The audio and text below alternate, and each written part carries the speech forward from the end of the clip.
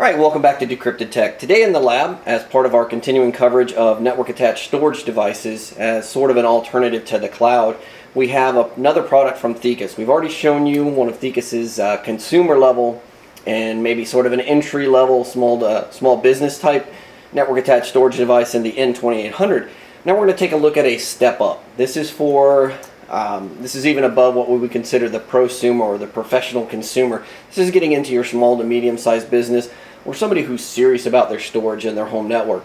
This is the N5550, and this is going to be a very high-performance NAS as far as its particular market level. Again, this is more to the upper end of the small business and the medium-sized business, or for the professional that happens to work at home. It's a 5-bay network-attached storage device. It is VMware ready. It does come with 2 gigabytes of DDR3.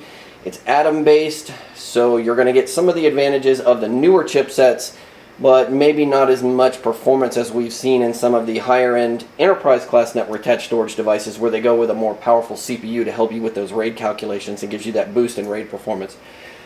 As with many other Thecus NASs, you have a high-definition video output. We'll talk about that. We'll also talk about some of the other features such as the McAfee antivirus that's included in this. This will keep your files that are stored on here safe from viruses, as well as prevent some of what we saw with viruses such as NIMDA, where it's spread through network shares. One of the disadvantages of network-attached storage devices during that time period was the majority of them could not run any of their own internal virus scanning to protect files stored on these from getting viruses. That's why a lot of people move to servers with multiple disk drives in them. Not only did they get some extra performance benefit, but they also could throw a virus scanner on there and keep those files safe. Now we're seeing with Thecus and a lot of other companies, they're throwing in that virus protection to make sure that these files are safe from viruses, well, as safe as they can be. There's no such thing as perfect protection, but they're adding more in and making this a little bit more beneficial to the consumer and to the business owner who wants to pick one of these up. As you can see, the box is cardboard. Really not fancy. The image here is actually a sticker that's thrown on it. That's going to help reduce some of the overall production costs for Thecus, and it also helps reduce some of the cost of pushing these out and reduce the cost to the end user. Again, there's nothing really big here. You can see some stuff that we picked up during shipping. This is a pretty simple box. We're going to go ahead and pull this one out, and we'll get it laid out and show you what you get inside the box. And then, of course, as always, we will be taking this apart. Alright, we've gotten it out of the box, and as you can see, it is well protected with a couple of styrofoam pads on the top and the bottom. But first, we're going to talk about what you get inside the box. As with most of these products, you are going to get a power cord, and you're going to get a baggie. It's going to contain some other information for you. You have an installation guide. You have a compatibility list reminder. It says make sure that you check Thecus's website to make sure that the hard drives you're using are compatible. We do recommend right now that either you go with Seagate, their Constellation series, or that you go with Western Digital's WD Red products. Those are the two products that right now just work the best with most of the network-attached storage devices that we have. The two are very comparable. Western Digital does have a little bit of an edge as far as some of the features they offer in the WD Red over the Constellation, but the Constellation ES series is actually meant specifically for the enterprise, and it's meant to go in this type of device. So both of those would be good options to throw in this network-attached storage device. You have a warranty card, and you also have their Twonky Media server, and you have your Thecus Acronis True Image. And they also provide you with their installation, which has their Thecus Wizard that's going to allow you to detect this on the network and then go ahead and get it set up. Your basic setup on it, such as IP address, all of that, so that you can later configure it properly. And then, of course, you have a single network cable. Again, we're going to say this. Most of these network-attached storage devices at this level are going to have multiple network cards. This one does. It supports the Link Aggregation Control Protocol. There is no reason why they shouldn't include 2 network cables. The likelihood of you using this device or any device at this particular price point and not needing both of those network cables is pretty small. So it's an option that really, it isn't going to increase the cost here. I believe in bulk you can get network cables category 5 for probably 30 cents a piece. It's an omission on 99% of the companies out there and they just should include this in there. It's going to be a benefit, whereas it's not going to increase the overall cost of the device, but it is going to help save your consumer, the person that's going to buy this product, a little bit of money. Because more than likely they're not going to be able to get network cables in that vast bulk for 30 cents a piece. They're going to pay probably $5–10, and it can be just a little bit of an annoyance. Alright, you also have some screws to make sure that you mount your hard drives, and then you have a set of keys. You have 2 sets of keys that are going to allow you to unlock the drive base. We'll show you those drive bays here in just a minute. Alright, that covers what comes inside the box in addition to the N5550. We're going to go ahead and get it unsheathed from its plastic and styrofoam. We'll show you the outside of it, show you some of the features of the outside, and then we'll go ahead and take it apart and show you what's inside. Alright, we've got the N5550 out of its plastic packaging and its styrofoam protection. We'll go ahead and take a look at the front. This front here is actually plastic, and it's meant sort of as an aesthetic covering to what's inside, what's underneath. You've got an LED panel down here. This will allow you to scroll through the different places. This will let you return. Of course, this is escape to get you out of whatever feature and function you're in. Across here, you have your different network lights. You have power. You have your 2 network ports. And then, of course, you have menu. You have activity, and you have an alert light that comes on. You generally don't want to see that one. To open this, you're supposed to just push here, but it does require a little bit of force, a little bit more than we would expect. As you can see, it takes a little bit to pop it open and then to get it, to where you can view the drive bays. One nice thing about it is it does open a full 180 degrees, so you're not stuck with something like this where it doesn't let you open any farther than that. You get that full opening and let you get access to everything. The drive bays underneath are the typical ones that Thecus has used for a number of years. We even have some products from Thecus going back probably 7 years that use the same drive bays. They do have key locks. They're the barrel type keys, a little bit more secure than your standard key, but other than that, they operate in pretty much the same way. You pop this open. There's no physical lock on it. All you have is a little sort of a clip here, and that clips inside, and you pop that in and out with the actual key lock is what locks it in place and prevents somebody from removing it. So put that back in there. Again, it has spots for 5 hard drives. You can put those in here. It's supposed to support up to 3 terabyte drives at the time of this video. So if you have 5, you have a total of 15 terabytes of raw space, which is probably going to cut down to, after formatting and everything else, to around 11 or so. So that's still not bad to have 11 terabytes of actual storage space. Again, you have your lights here. You have a single front USB 3.0 header or port. That's kind of nice, although on the front, we're not sure of its utility, but then again, we're not exactly sure of the utility of having USB 3.0 on a lot of these network attached storage devices. From our experience in working with network attached storage and storage attached networks, USB 3.0 is not as utilized as eSATA or a connection of that type, such as a nearline SAS connection or a direct attached SAS connection. So USB 3 might be nice if you were to run, let's say, USB 3.0 keys, or you want to attach a USB 3.0 external drive and sort of do a backup of this onto that external drive. But we're not overly sure that its functionality is going to be utilized in most of today's networks, especially at the small to medium-sized business level, and even moving forward into the enterprise level. Usually this is going to be a target, and somebody is going to push information to this, and if there's a backup needed, it's going to pull it from it and send it either off into the cloud and somebody's offsite storage, or they're going to put it locally on some sort of tape device. So again, the USB 3.0 on the front is a nice feature, but its usage probably not there yet. Maybe in the next 2 to 3 years we'll see that increase, but not really at this stage. Alright, let's go ahead and look at the side. Oh, got a little bit of tape there. Alright, this side of the case, you'll notice that it has vents down it. This is actually open. Directly underneath here is going to be the motherboard. It's going to need to pull that air in, and it's got a fan on the back that's going to allow it to pull that out. On the opposite side, there is an identical fan grill, but it's actually covered up.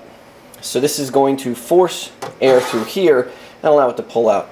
It's kind of an interesting design, gives it a little bit of symmetry in terms of looking at it, but don't necessarily know if it was needed. When we take the cover off, you'll see what we've got inside, but there is no active cooling on any of the processors or the chipsets here. It's all reliant on airflow through here and then out the back. Speaking of the back, we'll flip it around and we'll take a look at this. Unlike some of the other smaller network attached storage devices, again, this has its own internal power supply. It's not relying on an external power pack. We'll take a look at this and tell you what the size of the power supply is as well. Here's your fan that does pull the air through. You have some vents here to allow for extra air movement. You have one single eSATA port. You have some audio here, so this could be used sort of like a PC. We'll go into that in more detail in the performance side of the review. You have HDMI, VGA. You have two other USB ports here. And of course, you have two USB ports here at the top. And here, your dual gigabit Ethernet cards are down at the bottom. Again, those can be grouped for either failover, link aggregation control protocol, so you can team those together and make, get a little bit more bandwidth in and out for heavy traffic. Link aggregation control protocol is only going to be supported and only going to be beneficial to you if the switch that you are connecting this to or the router you're connecting it to supports that. Other than that, it's not going to see it. You're not going to get any big benefit for it. So, again, certain considerations that would go into it. For some smaller people, or if you were to throw this in your home network and didn't want to spend the money to, $300-400 to get a switch that would support this, you're probably just going to use a single network card. One of the things that Thecus does have, which is nice, is that you have a WAN side and a LAN side for this. So you technically could use this in a situation where you use this as your router, but we will also go into that once we get into the performance side and we take a look at everything that's in there. Now, one thing we want to point out here is that we do love Thecus's designers. They have made it exceptionally easy for us to get into this. They just put thumb screws, so all we have to do is turn 3 of these. Once we feel them pop out, we'll turn this. Simply slide this forward and pull it straight up. And now we have access to everything inside. Another nice feature of this is that as soon as you pop this bottom one here, you actually have popped the motherboard. So at this point, all we have to do, pop some items on the front there.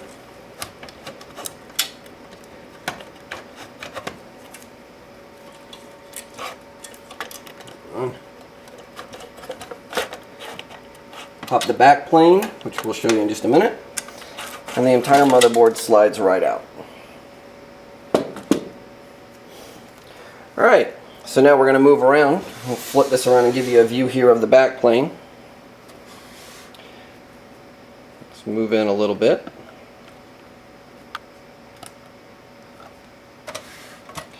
Now you can see the back plane here also has your connection for your power. This is a little bit different. We're used to seeing power going directly into the actual motherboard, and then from there it expands out to the different areas, including the back plane, and which powers the drive bays. Here you can see you have your 20 pin. This is not actually a 24 pin, but a 20 pin power connector. Go ahead and get this disconnected. And a 4 pin. So this is going to be a little bit older. Through this here, which actually plugs into what appears to be an X16 PCIe slot on the back of the motherboard. This is going to transfer power as well as data back and forth between this and the motherboard. So the back plane is going to take all this data. You can see that this back plane is designed for SATA only. There is no option for SAS, as you have this separation here, which is normally where your extra SAS pins would be. Again, we've shown you this in a couple of other systems. Here are your large cutouts that are intended to help with airflow. We actually like where some of them have included ventilation holes as they push through this. And you have a single fan header that controls the fan that's on the outer casing. So we'll get that put aside. We'll flip this around so you can see the back.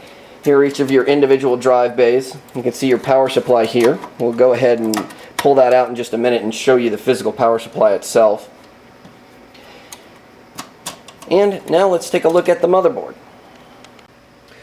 Alright, we've got the motherboard pulled out, so we're going to go ahead and take a look at it. As we did mention, you can see the X16 PCIe slot that's going to allow for power as well as data to transfer back and forth from the back plane.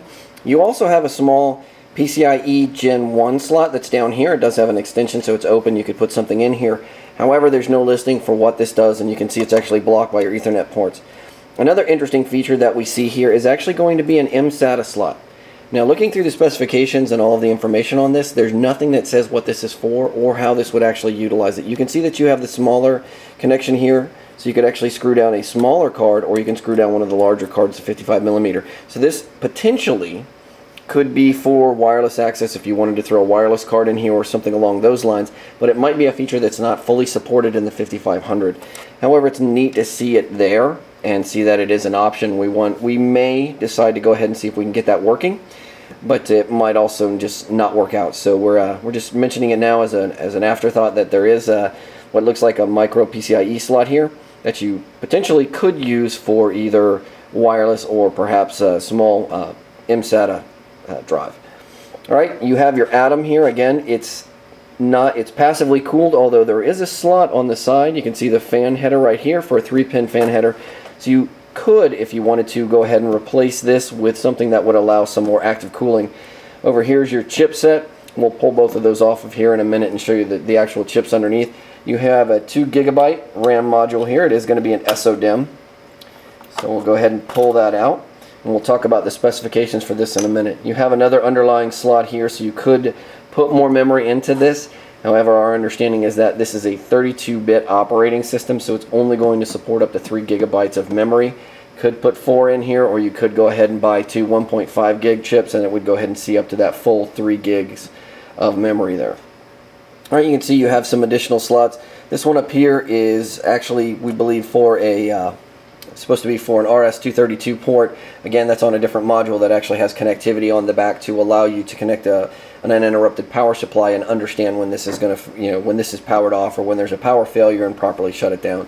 It's not a feature that's actually usable on this one, but the port is here, so that means this motherboard is used in more than one model. So you may see this one in one of the higher level models, such as the 7700 Pro V2.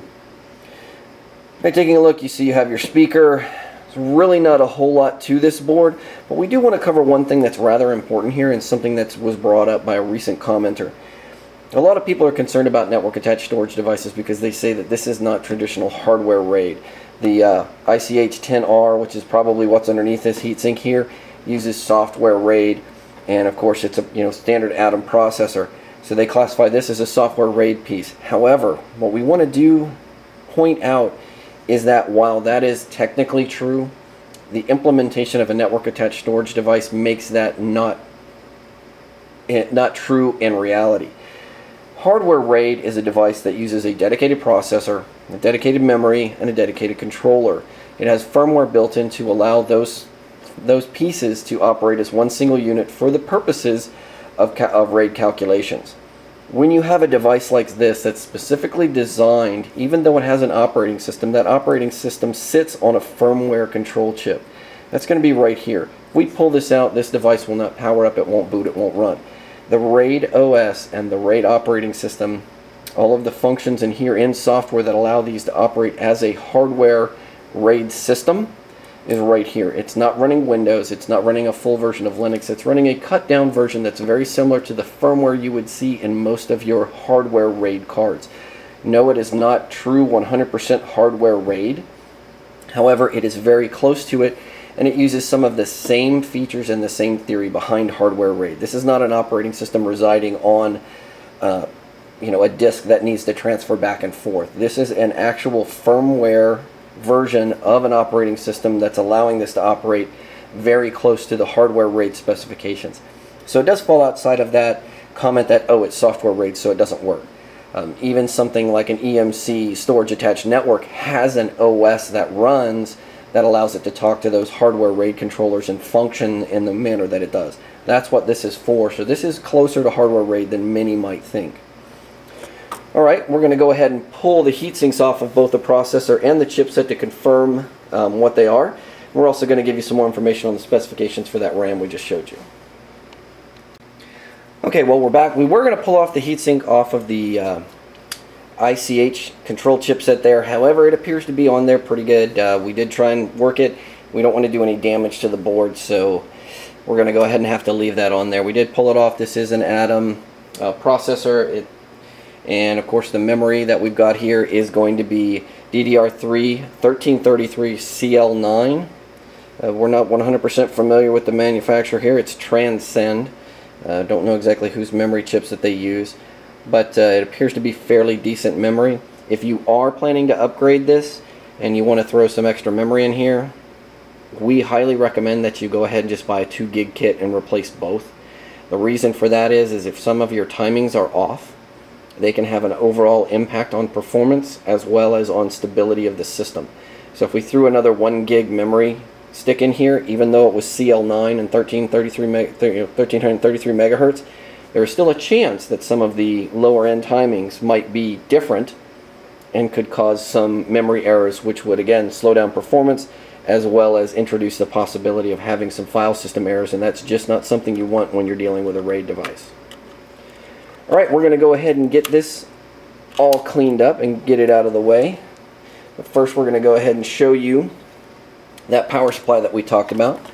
This is a small power supply. It's thin. It's designed for small compact systems. Of course, it has a small high-performance fan that should pull air through here and allow it to keep everything cool. This is a 200-watt enhanced power supply.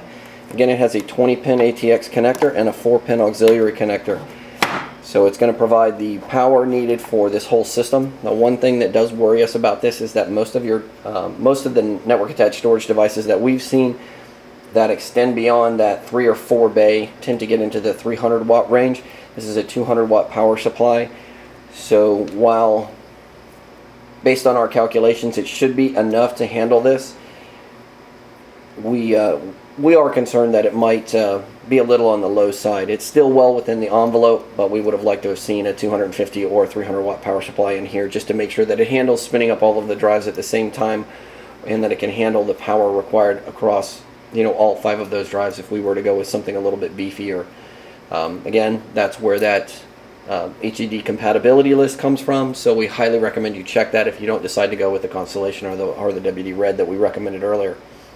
Well, that wraps up our teardown and our feature review of the Thecus N5550 network attached storage device. We're going to go ahead and get this packaged up. If you want to get a little bit more information or read our written review, you can click on the link below. That'll take you directly to the review on our site. As always, if you like this video, be sure to click on the like button. Make sure you share it with your friends. And as always, be sure to subscribe to us so you can stay up to date with the news and reviews we have for you.